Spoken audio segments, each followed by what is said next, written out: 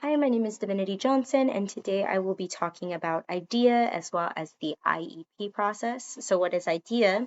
IDEA stands for Individuals with Disability Education Act, and it's a federal law that protects students age birth through 21 with disabilities to ensure that they receive a quality education as well as provided the services that they require.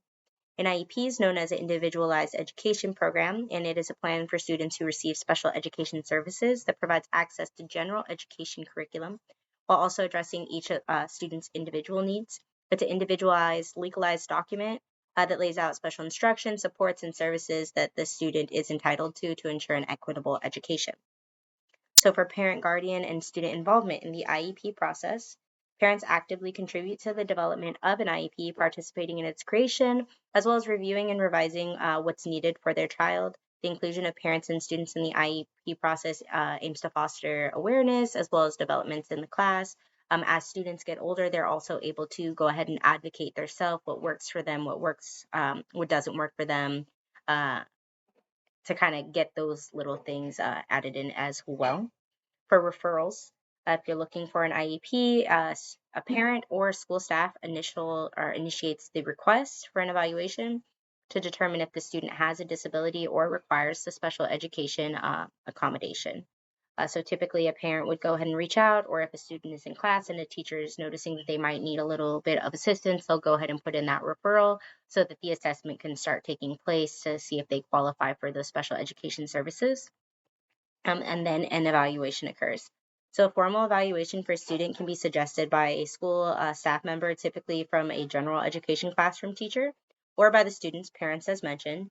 Parents are required to provide written informed consent for their child to go through the assessment that aims to identify any disabilities that the child may have, educational disabilities, intellectual disabilities, whatever the case may be.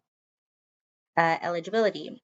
Following the initial evaluation, there are two important questions to answer. One, does the child have a disability? And does that disability seriously affect how well the child does in school or in daily activities to the point where they need these special education services?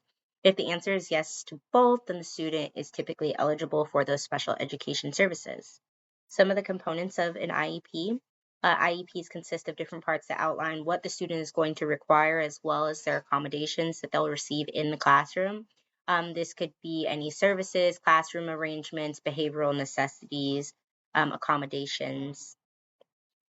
The expectations for undergoing communication between the teacher, school, and parent guardian to support the development and achievement of the student.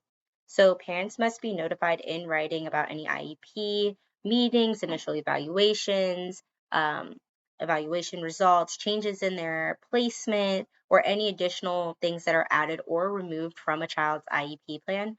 Every parent also has the right to receive written notice for all IEP meetings and be informed when the school decides to propose a change in their child's educational placement and access their child's school records, as well as request modification to the plan. Now, parents can make those modifications and advocate for those students, and then teachers would go ahead and put that input in as well to see what they think would be best fit for the student.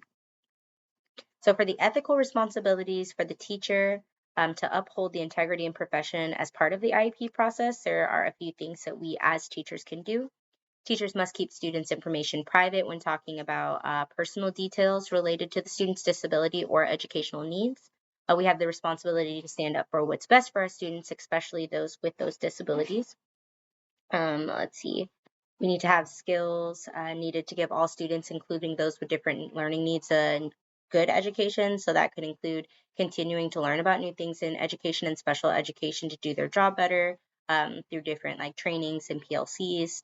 And then teachers obviously need to be honest and act with integrity in everything they do, specifically at work as well.